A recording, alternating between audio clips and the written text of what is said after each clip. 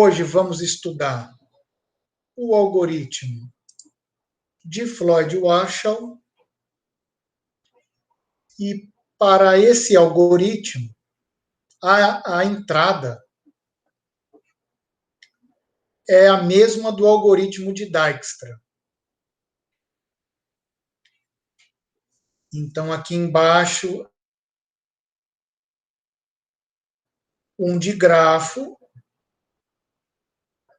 com pesos positivos nas arestas direcionadas. Esse digrafo é o mesmo que a gente utilizou para ilustrar o algoritmo de Dijkstra.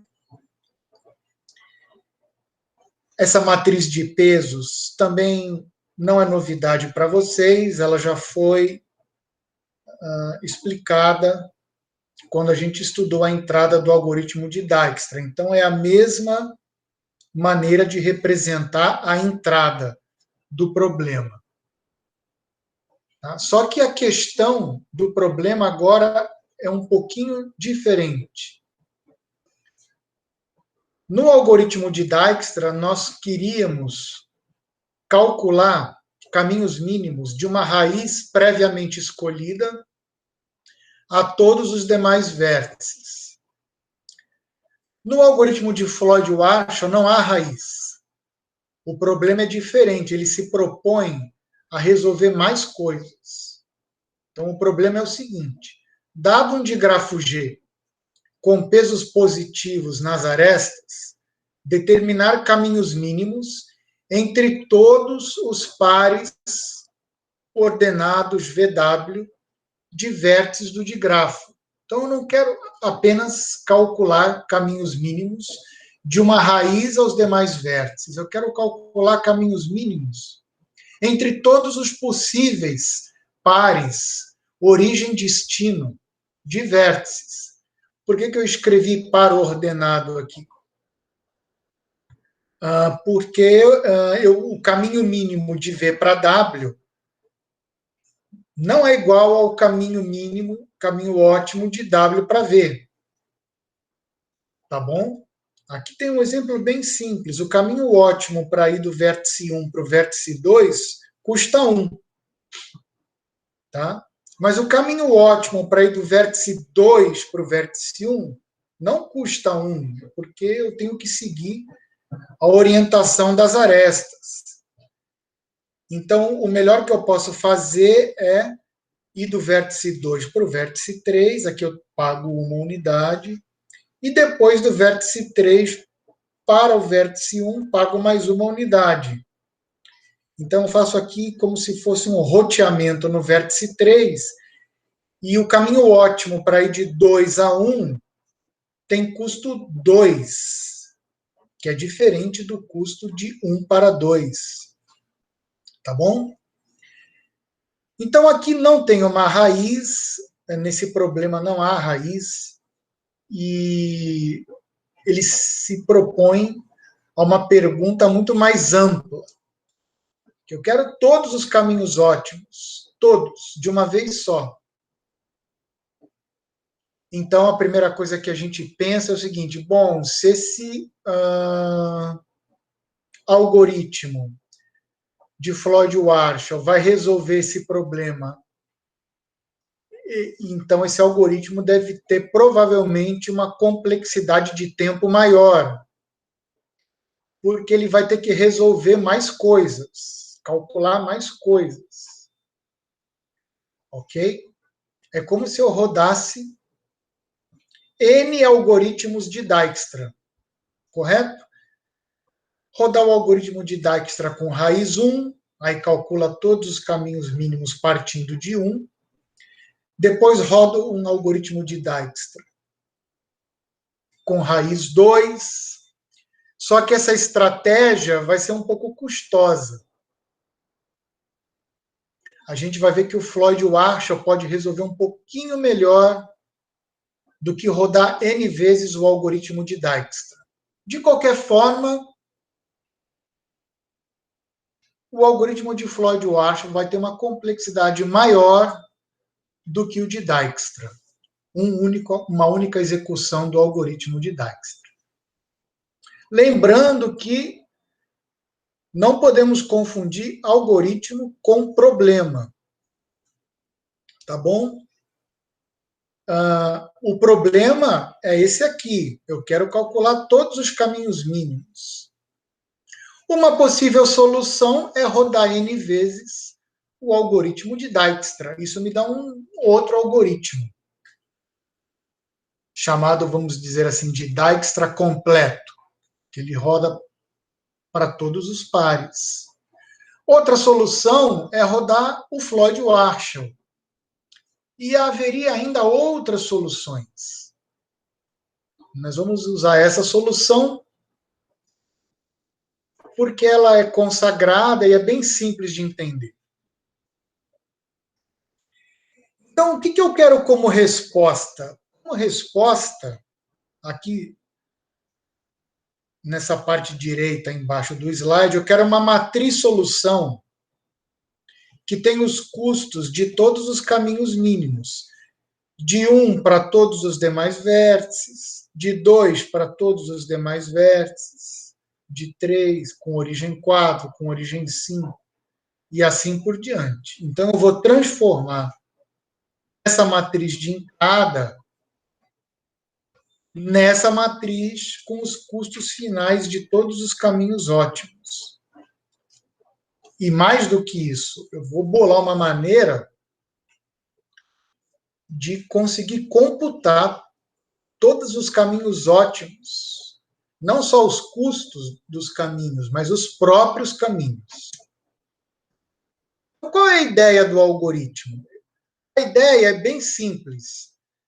Eu vou calcular esses valores D, K e J. Então, são valores que dependem de uma tripla de índices.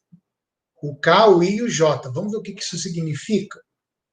D, K e J é igual ao custo do caminho mínimo de I a J, ou caminho ótimo, do vértice I ao vértice J, podendo usar como vértices intermediários apenas os vértices desse conjunto aqui. 1, 2, etc., até K. Descontando o I e o J, né? Porque se I e J são origem e destino do caminho, eles não podem ser vértices intermediários. O que significa isso? Suponha que eu só possa construir o meu caminho usando no máximo os vértices de 1 até K. Então, qual seria o caminho ótimo nesse caso? É como se o grafo tivesse, vamos supor, 100 vértices, e eu quero o caminho ótimo do vértice 10 ao vértice 20. Mas eu só posso usar como vértices intermediários vértices que têm índice até 30. Então, não é bem o caminho ótimo que eu quero o caminho ótimo que só usa vértices que têm até um certo índice. Tá bom? E se não tiver um caminho ótimo, né, usando vértices até o índice K, pode ser que para construir o caminho ótimo, ou pelo menos um caminho, eu preciso de um vértice com índice maior do que K. Então, a resposta é infinito. Não tem esse caminho. É isso que o algoritmo vai fazer. Então, vamos recapitular. DK e J é o custo do caminho mínimo de I a J, com a restrição de só poder utilizar os vértices de 1 até K como vértices intermediários. Sendo que desse conjunto eu desconto o I e o J, porque eles não podem ser vértices intermediários. Tá bom? Alguém gostaria de fazer alguma pergunta sobre essa definição? Eu vou dar alguns exemplos que vão ficar bem claros na simulação. Mas a ideia é essa. Eu vou limitar o conjunto de vértices intermediários. Aí, com essa definição, olha que coisa interessante. Quem é D0 e J? É o custo do caminho de I a J, sem utilizar nenhum vértice intermediário. Se eu colocar 0 aqui, esse conjunto é vazio, né? Então, colocar 0 é não poder utilizar nenhum vértice intermediário. Então, qual é o caminho ótimo de I a J sem vértices intermediários? Então, é a própria aresta de I para J, se houver. Se não houver, é infinito. Então, por exemplo, quanto é D0 de 1, 3? D0 de 1, 3 é 3. Porque eu não posso utilizar nenhum vértice intermediário. Tá? Já D0 de 1, 4 é infinito. Porque sem usar vértices intermediários, eu não consigo ir de 1 até 4. Então, na verdade, o que a gente conclui? O D0 de IJ é a própria matriz de entrada. W de IJ. É o valor na posição IJ da matriz de pesos W. Se eu não puder usar nenhum vértice intermediário, então é caminho direto, sem rotear. Então, o custo do caminho ótimo é o que está na matriz de custos original, na entrada do problema. Então, ou vai ser o custo da aresta, se ela existir, ou vai ser infinito, porque eu não posso ter vértices intermediários, se a aresta não existir, ou é zero, se o I é igual ao J. Ok? E, além disso, suponha que eu troque o K por N. O que eu estou dizendo com isso? Qual é o custo do caminho mínimo de AJ, podendo utilizar qualquer vértice como intermediário? No fundo é isso, né, pessoal? Exceto o IJ, que eles não podem ser intermediários, né? Mas, no fundo, quando eu coloco K igual a N, na verdade eu estou dizendo qual é o custo do caminho ótimo. Porque aí você pode pegar qualquer um como intermediário, tirando os extremos. Então, isso aqui vai ser exatamente a resposta do meu problema. É o custo do caminho ótimo, ou mínimo, de IAJ. Ou seja, são os valores que eu coloquei aqui nessa matriz solução. Olha só, essa matriz é a D0. E essa matriz é a DN. Então, o que o algoritmo de Floyd-Warshall vai fazer? Começando da D0, que é a minha matriz inicial, ele vai calcular a D1, que só pode utilizar o vértice 1 como intermediário. Aí ele vai para a D2, que pode utilizar os vértices 1 e 2 como intermediários. Repara que o conceito é acumulativo. Tá? A matriz D2, você pode utilizar o vértice 1 e o vértice 2 como intermediários. A matriz D3 já pode utilizar 1, 2 e 3 como vértices intermediários. A D4 pode utilizar 1, 2, 3 e 4 como vértices intermediários. E a DN, finalmente, pode usar qualquer um como vértice intermediário. Então, vocês estão vendo que isso aqui é uma matriz. D0 é uma matriz, DN é uma matriz, DK, para todos os valores de K, entre 0 e N, é uma matriz. Então, eu defino as matrizes do algoritmo. Para cada K, variando de 0 até N, eu defino DK como a matriz que contém todos os valores DK e J. Portanto, D0 é a matriz de entrada. E DN vai ser a matriz solução. Ok? Tá claro, pessoal, o espírito desse algoritmo? Ótimo. Então, vamos continuar. Então, o algoritmo é esse aqui. Eu inicializo D0 como a matriz de entrada. Aqui. E para cada K variando de 1 até N, eu calculo a matriz DK. Pronto, acabou o algoritmo. Na verdade, não acabou, porque eu não sei ainda calcular a matriz DK. Mas esse é o esboço geral. Eu vou computar N matrizes. Eu inicializo aqui D0 com a matriz de entrada e vou computar N matrizes. E no final dessas N iterações, eu vou ter a resposta do algoritmo.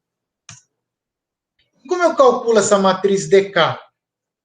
Bom, a matriz tem N linhas e N colunas. Então, para cada I variando de 1 até N, para a linha, para cada J variando de 1 até N, a coluna, calcule a entrada IJ da matriz DK. Tá, melhorou um pouco, mas eu ainda não sei como calcular DK e J. De qualquer forma, eu vou incorporar esse retângulo azul no código, no retângulo rosa lá em cima. Então, o algoritmo já está aumentando. Inicializo D0, para cada K de 1 até N, eu calculo as N quadrado entradas da matriz DK. Então, vocês estão vendo que é um aninhamento de 3 comandos for. É um for triplo, como a gente costumava dizer. Né? Não sei se ainda se diz na graduação. For duplo, for triplo, para se referir ao número de comandos para aninhados. Então, esse está dentro desse, que está dentro desse. Agora, como calcular DK e J? Aqui está, então, o grande mistério do algoritmo, o coração aí dos nossos cálculos. Como calcular os valores DK e J? Então, a fórmula para calcular DK e J é essa aqui. E se você olhar para a fórmula, vai dizer, não entendi nada. Não, mas ela é bem fácil de entender. Primeira coisa que você tem que olhar. DK e J é a melhor opção entre dois valores. O valor aqui nesse, vamos chamar de vermelho, não é bem vermelho, mas é vermelho, é o melhor dentre dois valores, o valor vermelho e o valor verde. Tá, fiquei na mesma. Então vamos ver o que é o valor vermelho e o que é o valor verde. O que é o valor vermelho? Então, olha bem para esse valor vermelho, pessoal. É o custo do caminho mínimo de I a J sem considerar K como vértice intermediário. Se eu estou colocando aqui como índice do superior K-1, quer dizer que eu não estou considerando K como vértice intermediário. Ora, eu estou na iteração K. Esse valor, então, é o valor da matriz na iteração anterior. Vocês estão de acordo? Eu quero calcular DK e J e eu já tenho guardado no meu bolso aqui o valor DK-1 e J que eu já tinha na iteração anterior. Por exemplo, quando eu for calcular D1, o D0 eu já tenho, que eu copiei da matriz de entrada. Então, esse valor eu já tenho, já calculei aqui na minha iteração anterior. Quando o K vai para 1, o valor 0 já está aqui. Eu já tenho essa matriz. Quando o K for igual a 2, a matriz D1 eu já tenho. Agora eu vou calcular a D2. E assim por diante. Então, é um valor que eu já calculei na iteração anterior, ou uma nova opção. Então, a primeira opção é o que eu já tinha, sem considerar K como vértice intermediário. Agora, será que passando a considerar K nessa nova iteração como vértice intermediário, eu vou conseguir melhorar meu caminho? Essa é a pergunta. Então, o que, que eu faço? Você coloca K no meio do caminho. Você força a colocação de K no meio do caminho. Como assim? Eu vou colocar K aqui no meio do caminho e vou ver se eu consigo um valor melhor. Pode ser que eu não consiga. Então, isso aqui vai ser o custo do caminho mínimo de IAJ, considerando K como vértice intermediário, que é uma nova possibilidade. Eu forço a colocação de K. Mas eu não entendi muito bem por que isso aqui é uma soma. É fácil de entender, pessoal. Eu tenho aqui o vértice I, que é a origem, e eu tenho um vértice J, que é o destino. E eu quero saber quanto é o caminho ótimo de I a J, agregando o K como vértice intermediário. Então, eu coloco o K aqui. Ora, se esse aqui é um caminho ótimo, que tem K como vértice intermediário, esse pedaço é um subcaminho ótimo. Toda parte de uma solução ótima também é ótima, né, pessoal? Se você pega um caminho ótimo, um pedaço dele também tem que ser um caminho ótimo. Tá? Senão, se eu não pegar uma parte, se a parte não é ótima, como é que o todo vai ser ótimo? Esse é o princípio da otimalidade. Então, olha só, forçando o K como vértice intermediário, esse pedaço aqui, quem é? Ora, é um caminho ótimo entre I e K, que eu já calculei na iteração anterior. O K não pode aparecer aqui dentro, porque caminho não repete vértice.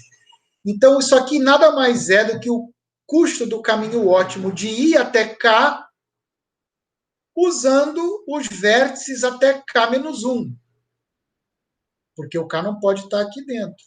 Então, é um valor que está na iteração anterior também.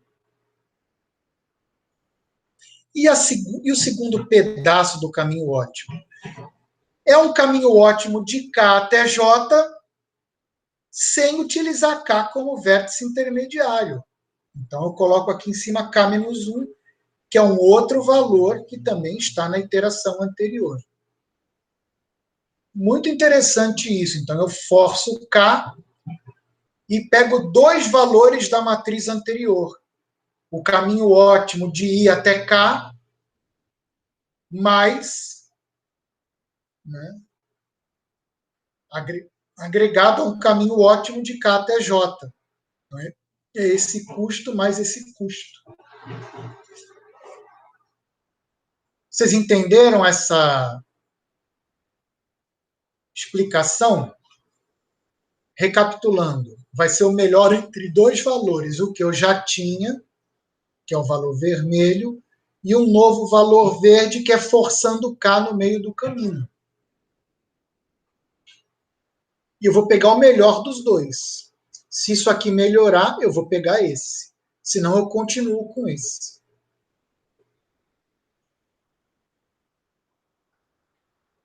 Para entender mesmo, só simulando. Essa simulação é meio longa, mas a gente vai fazer algumas matrizes no começo e o resto é automático.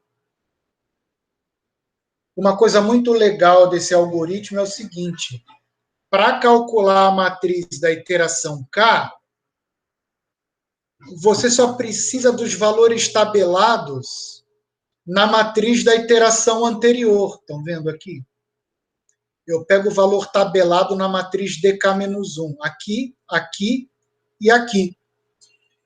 Então, as matrizes anteriores a dk-1, eu não preciso delas, eu posso jogar fora, tá? Preciso só dos valores tabelados na iteração anterior. Então, eu posso trocar esse cálculo aqui por essa fórmula. E o algoritmo está pronto, pessoal. Prontinho. Esse é o algoritmo de Floyd-Warshall. Então, aqui eu estou computando a matriz DK, faço o I variar de 1 a N, J variar de 1 a N, e para cada valor IJ eu uso essa fórmula aqui, pegando os valores tabelados anteriormente. Então, é um tipo de programação dinâmica. A técnica de programação dinâmica é justamente você resolver o problema maior recorrendo a problemas que já foram resolvidos e já estão tabelados. Né? Vamos em frente, então. Isso aqui é a observação que eu acabei de fazer. Note que dk é calculada apenas da matriz dk-1. A complexidade desse algoritmo é cúbica. Por quê? Porque o k varia de 1 até n. Para cada k, eu tenho n ao quadrado pares, ij. Então, eu estou calculando essa continha aqui, eu estou fazendo n ao cubo vezes. Tá? O k variando de 1 a n, o i variando de 1 a n e o j variando de 1 a n. Tá? Então, se o n vale 10, eu vou fazer 1000 cálculos. Então, o n ao cubo é um pouquinho pesado. Ainda hoje, tá? Quando o n é muito grande, o n ao cubo já começa a ficar inviável. Então, existem umas outras outras opções para calcular esses caminhos, que é só calcular o caminho que você precisa num certo momento e não calcular todos, né? Então, mesmo o algoritmo de Dijkstra, ele calcula caminhos mínimos de um vértice a todos os demais, mas às vezes você quer só calcular o caminho ótimo de um ponto a outro. Então você pode até podar o próprio algoritmo de Dijkstra. Como quando você usa o Waze, qualquer aplicativo aí de navegação.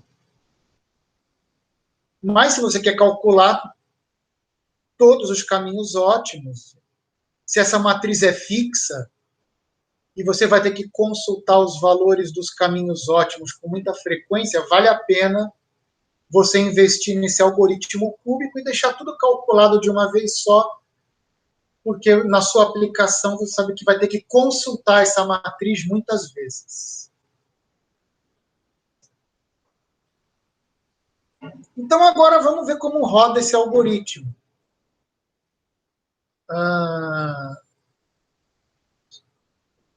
Vocês esperam só um instantinho, eu vou resolver um probleminha aqui e já volto.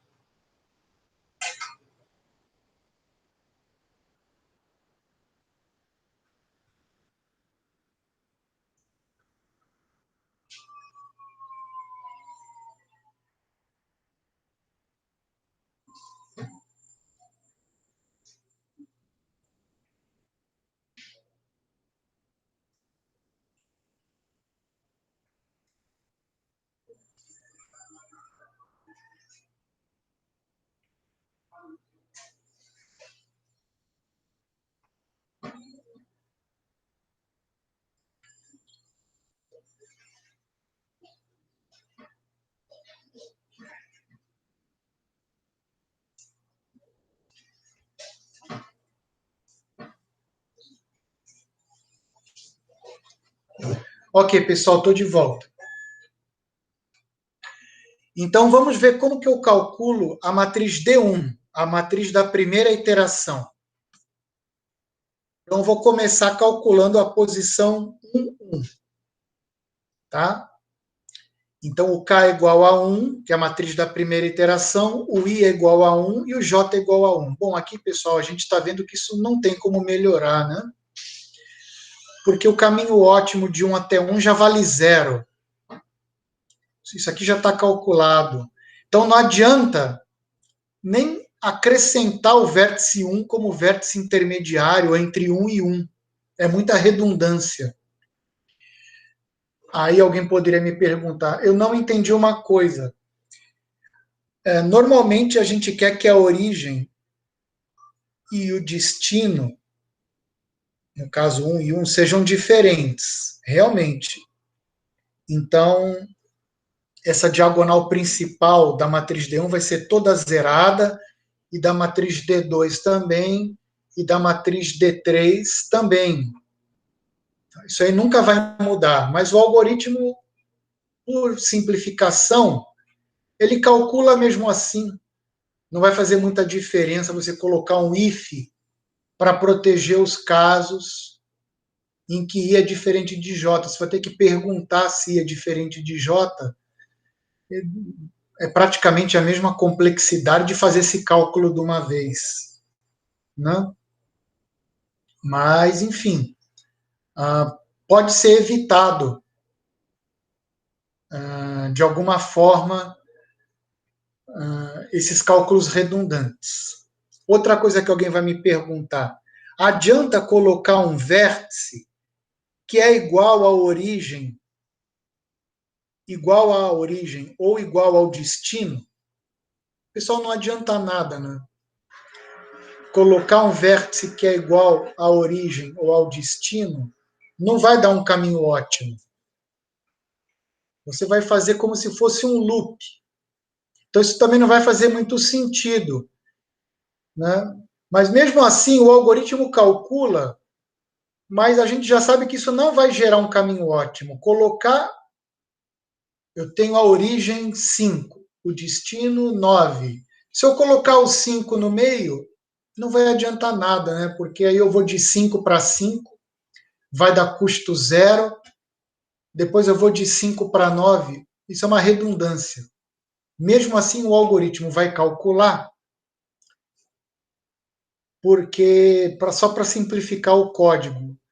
Mas a gente já sabe que muitas dessas contas não vão dar caminhos ótimos, como essa. Aqui, outra vez, não adianta inserir o vértice 1, tá? No caminho ótimo de 1 até 2. Não adianta. Isso não vai melhorar nada. Então, vai continuar o mesmo valor que está. Aqui também não vai adiantar, porque o vértice 1 é sempre igual à origem.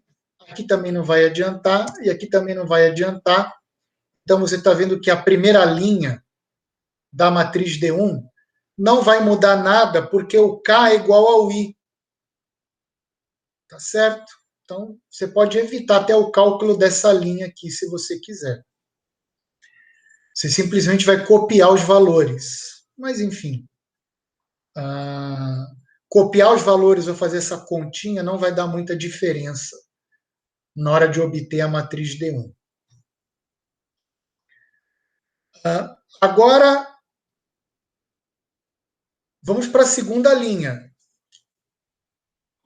Bom, adianta colocar o K como vértice intermediário de 2 até 1? Não adianta.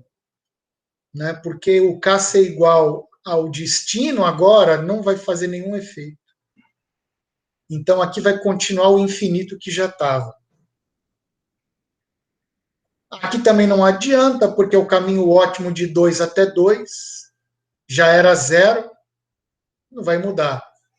E essa redundância só complica, né? Caminho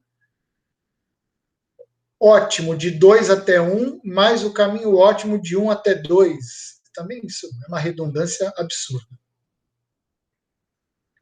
Agora sim, pela primeira vez, no algoritmo, tem uma entrada da matriz que faz sentido. Eu quero O caminho ótimo de 2 até 3, incluindo o 1 como vértice intermediário. Pode ser até que não melhore, mas o cálculo faz sentido. Vamos dar uma olhada então. O caminho ótimo de 2 até 3, incluindo o 1 como vértice intermediário, é o melhor entre duas opções. O caminho que já tinha, de 2 até 3, sem usar o 1 como vértice intermediário, isso é 1, é o valor que já estava tabelado na matriz anterior, de 2 até 3. Agora eu insiro o 1. Eu forço que o K igual a 1 seja o vértice intermediário. Então vamos lá. Qual é o caminho ótimo de 2 até 1 na matriz anterior? Pagava infinito. Mas qual era o custo do caminho ótimo de 1 até 3 na matriz anterior? Pagava 3. Então, infinito mais 3 dá 3. Não melhorou. Não melhorou, mas o cálculo fez sentido. Ok? Alguma dúvida? Vamos em frente. Aqui não vai melhorar. Então, eu vou partir para uma entrada onde vai melhorar. Aqui também não vai melhorar. Não, não, não, não.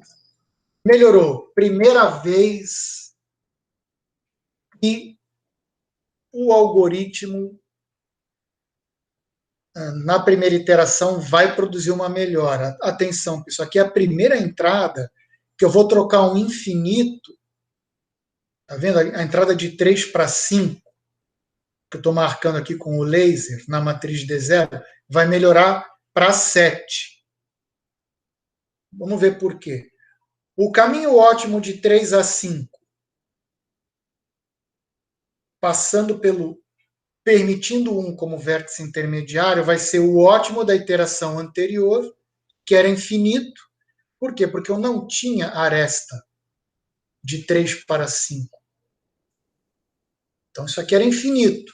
Só que agora, colocando 1 como vértice intermediário, agora sim, eu posso ir de 3 para 1, pagando 1, e de 1 para 5, pagando 6. Então, eu forço 1 aqui como vértice intermediário, aí eu pego o caminho ótimo de 3 para 1, na iteração anterior, mais o caminho ótimo de 1 para 5, na iteração anterior, deu 7. Então, aqui eu consegui melhorar. Vamos em frente. Então, melhorou, aqui melhorou de novo. De 4 para 2, eu tinha infinito. E agora eu vou ter 4. Então, antes, na iteração anterior, não tinha aresta para ir de 4 até 2. Então, eu pagava infinito. Mas agora, permitindo 1, eu posso ir de 4 para 1 e de 1 para 2. O caminho ótimo de 4 para 1 na iteração anterior custa 3, e de 1 para 2 na iteração anterior custa 1. 3 mais 1, 4. 4 melhorou o infinito. Então está aqui o novo valor. Novamente aqui melhorou. De 4 para 3 não havia aresta. Agora posso passar pelo 1. Né? Então eu posso fazer 3 mais 3 igual a 6. Aqui não melhora, aqui não melhora, embora faça sentido. De 4 para 5, eu já pagava 2. Colocando 1 não melhora, né, pessoal? De 4 para 1 eu tenho que pagar 3, e de 1 para 5 eu tenho que pagar 6. Então vai dar 9. Então acrescentar o 1 como vértice intermediário não melhora. Mas eu posso acrescentar outros. Né? Vamos ver depois. Aqui não melhora, não melhora, não melhora, não melhora e não melhora. E, finalmente, eu acabei a minha matriz D1. Então, os valores que melhoraram, considerando 1 como vértice intermediário, são esses 3 aí. Tá bom? Agora eu faço a seguinte estratégia. No lugar da D0, eu vou colocar a D1. E no lugar da D1 vai entrar a D2. Vendo aqui? Agora, D1 é a iteração anterior, considerando o vértice 1 como o intermediário. E D2 é a nova matriz considerando acumuladamente 1 e 2 como vértices intermediários. Então, efeito cumulativo. Eu marquei aqui apenas o que melhorou para não ficar aborrecendo muito vocês, tá? Então, observem aqui. Antes, para ir de 1 até 3, eu pagava 3 na matriz anterior. O 1 não podia ser vértice intermediário, no caso, porque 1 aqui é a origem, né? Será que se eu acrescentar 2 melhora? Melhora. Se eu acrescentar 2 como vértice intermediário, agora eu posso ir de 1 a 2 na iteração anterior, pagando 1, e de 2 a 3 na iteração anterior, pagando 1. 1 mais 1 é 2, então eu vou trocar esse 3 por 2. Beleza? Aqui também vou trocar esse infinito aqui por 4, porque agora eu posso ir de 1 a 2, pagando 1, e de 2 a 4, pagando 3. Antes de 1 até 4, nem aresta tinha. Agora, colocando 2, eu já melhorei.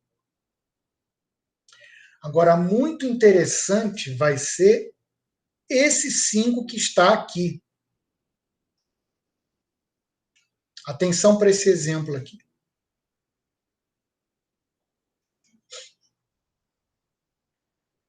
O valor anterior era 6.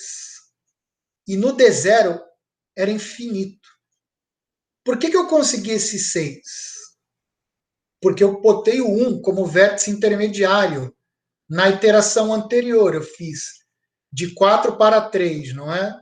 O que eu fiz? 3 para chegar até o 1, mais 3 para chegar até o 3. Isso me deu 6. Só que agora eu posso acrescentar também o 2 como vértice intermediário. Olha o efeito acumulado. Para ir de 4 até 3, podendo passar por 1 e 2, o que eu consigo, pessoal? 4 até 3, 1 até 2 e 2 até 1. Isso vai me dar 5. Então, olha o efeito acumulativo real. Para obter esses 5, eu usei o 1 e o 2 como vértices intermediários. Em outros casos, eu usei apenas o 2. E em outros casos, continua só o 1. Como nesse caso 7 aqui, que era infinito antes no D0 e virou 7. Então, essa entrada considera só o 2. Essas duas entradas em amarelo, 1, 3 e 1, 4, consideram apenas o 2 como vértice intermediário. Já essa, a 3, 5, considera apenas o 1 como vértice intermediário. E essa outra, de 4 até 3, já considera os 2 como vértices intermediários. E outras ainda não vão considerar ninguém como vértice intermediário, porque não melhora colocando 1 e 2 ainda, como é o caso de 2 para 5. Não tem como melhorar até agora. E como é que eu obtive esse 5? É o caminho ótimo na matriz anterior. De 4 até 2, 4 até 2, você paga 4, que é esse caminho aqui. 3 mais 1, 4. Então, de 4 a 2, na iteração anterior, eu pagava 4. E depois o caminho ótimo de 2 para 3. Né? Então, aqui eu faço 4, para ir de 4 para 3, eu faço 4 para... Na iteração anterior, eu coloco o 2 como intermediário. Caminho ótimo de 4 para 2 na iteração anterior, que é 4, já passava pelo 1. Mais o caminho ótimo de 2 para 3 na iteração anterior, que é 1. 4 mais 1, 5. Então, analisem bem esses exemplos aí, trocando os valores de K, de I, de J, que vocês vão ver que o efeito acumulado realmente é real. A fórmula realmente funciona. Aí eu troco o par de matrizes, eu estava calculando D1, D2, agora eu calculo o D2 e o D3. Aí o efeito acumulado vai aumentando cada vez mais. Agora é o parzinho de D3 para D4, já dá uma melhora substancial. Nesse ponto aqui, você vê que todos os infinitos já sumiram totalmente, né? E da D4 para D5 não melhorou nada. Quer dizer que o 5 não ajuda ninguém. Considerar o 5 não melhora nada. Tá bom, pessoal? Como vértice intermediário. Então, esse é o final do algoritmo. A matriz final de custos dos caminhos mínimos. Nesse momento eu faço uma pausa. Se alguém gostaria de perguntar alguma coisa.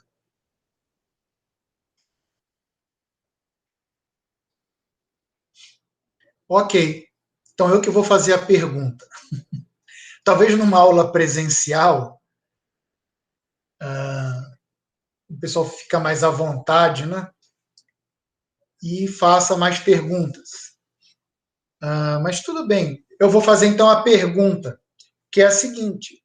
Legal. Aprendi a calcular os custos desses caminhos ótimos. Mas e os próprios caminhos? Por exemplo, aqui, essa matriz me diz que o custo do caminho ótimo para ir de 5 até 3 é 6. Mas qual é o caminho? Que caminho é esse? Num grafo pequeno, é tranquilo. Você olha aqui e você vê por que é 6. Mas e num grafo com 500 vértices? Com 1000 vértices? Como é que você monta esse caminho ótimo? Então, agora vai vir essa questão, como determinar os próprios caminhos mínimos e não só os seus custos. Então, eu vou calcular outras matrizes. Matrizes PK e J. Aí alguém poderia dizer, pô, já não chega uma, vai querer outra matriz complicada, né? Mas ela é bem tranquila, porque ela acompanha a outra. Olha só, o que vai ser a matriz PK? PK na entrada IJ vai ser o penúltimo vértice do caminho ótimo de I a J, cujos vértices intermediários estão nesse conjunto de índices que vão até K, descontando I e J. Poxa, por que o senhor quer pegar o penúltimo vértice desse caminho ótimo? A gente já vai ver. Quem é o P0, que é a matriz inicial? Quem é P0 de J? É o penúltimo vértice do caminho ótimo de I a J, sem usar ninguém como intermediário.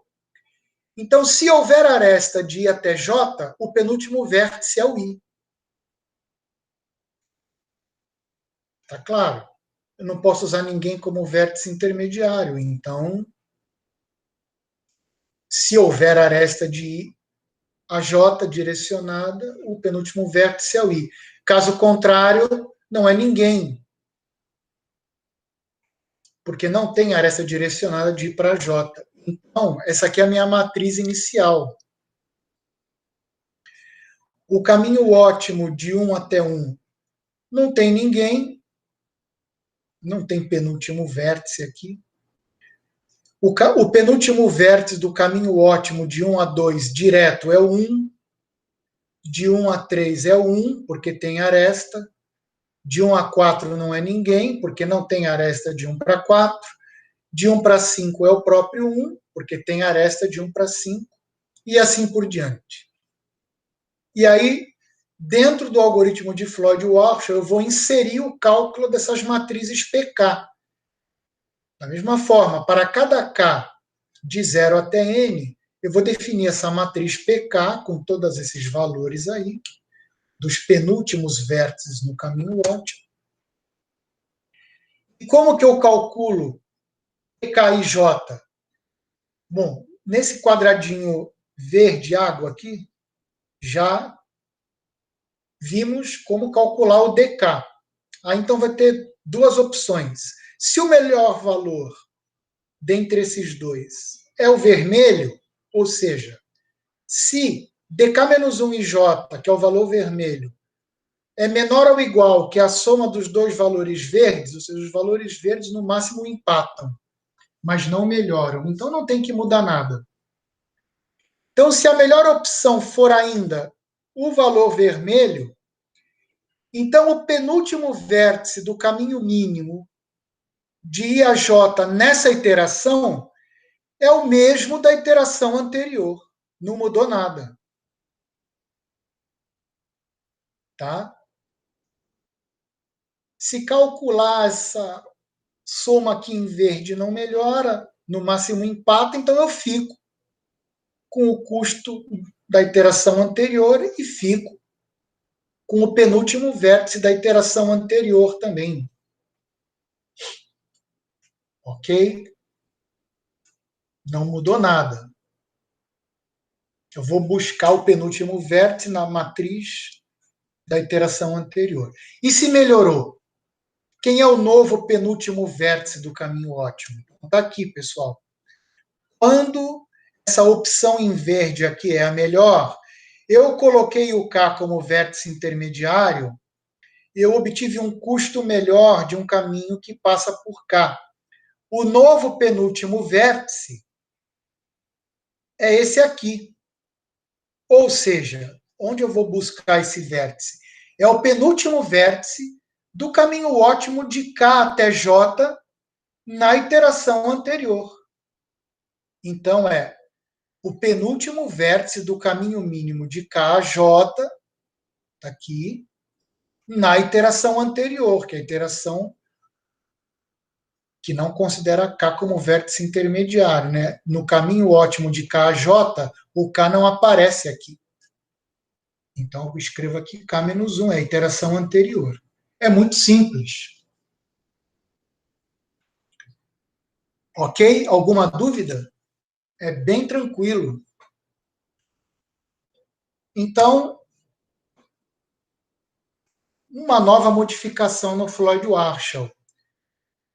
Em vez de colocar a fórmula direta, eu faço uma pergunta agora. Se a opção vermelha, se o valor da iteração anterior é o melhor, ou seja, se incluindo o K eu não obtenho melhora, então não muda nada. O DK/J é o mesmo valor da iteração anterior, DK-1 e J. E o PK/J é o mesmo valor da iteração anterior, é o PK-1 e J. Caso contrário, se essa opção em verde é a melhor, então o novo custo nessa iteração, DK e J, é essa soma aqui, que a gente já viu isso. E o penúltimo vértice, no caminho ótimo de I a J, nessa iteração aqui, na iteração K, é o penúltimo vértice do caminho ótimo de K a J na iteração anterior.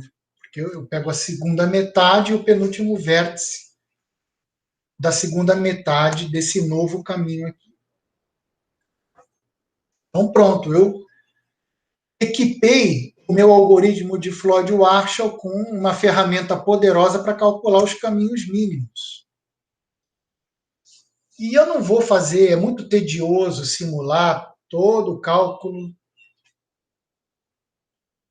dessas matrizes. O cálculo delas está bem indicado aqui, é bem direto.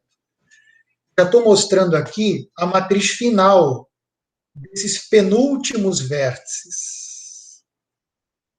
E agora, então, vem a outra pergunta natural. para que eu vou querer só o penúltimo vértice? Aqui, com o penúltimo vértice, você consegue montar o caminho ao contrário. Vamos ver como fazer isso. Exemplo. Vamos calcular o caminho ótimo de 5 até 3. Tá? Então, vamos lá. Quem é o penúltimo vértice no caminho ótimo de 5 a 3? Linha 5, coluna 3, é o 2. Portanto, no caminho ótimo de 5 até 3, o penúltimo vértice é o 2. No caminho ótimo de 5 até 3, considerando todo mundo como intermediário, o penúltimo vértice é o 2. É só você olhar aqui na tabela. Portanto, coloco o 2 ali. Agora eu preciso do penúltimo vértice no caminho ótimo de 5 até 2. O caminho ótimo de 5 até 2, eu tenho que completar esse buraco aqui, esse nada, que eu ainda não preenchi, né? Então, no caminho ótimo de 5 até 2, o penúltimo vértice é o 1. Está aqui na matriz. Então, eu coloco 1 ali. Agora, eu preciso completar esse pedaço vazio. No caminho ótimo de 5 até 1, o penúltimo vértice é o 4. Então, aí. O penúltimo vértice no caminho ótimo de 5 até 1, considerando todo mundo como intermediário, é o 4. Coloco 4.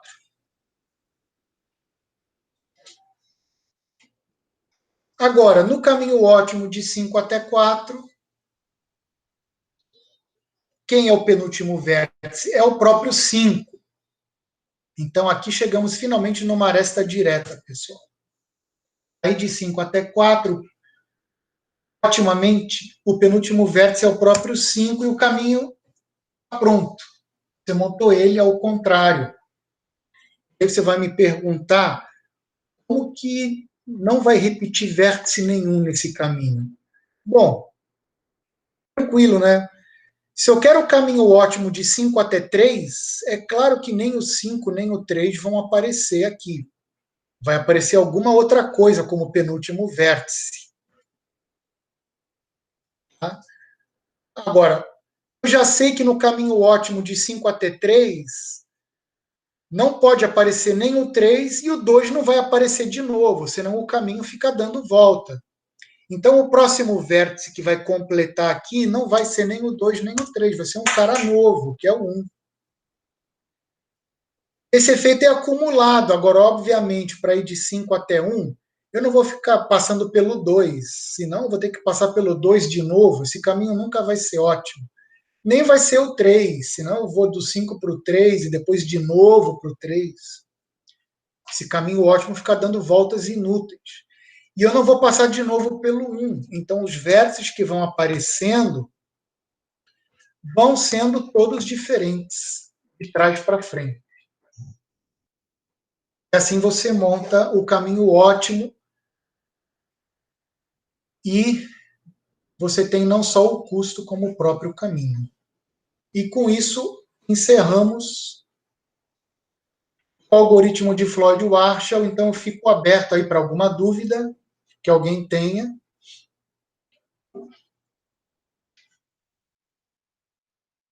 Tranquilo, pessoal? Então, eu vou encerrar a gravação.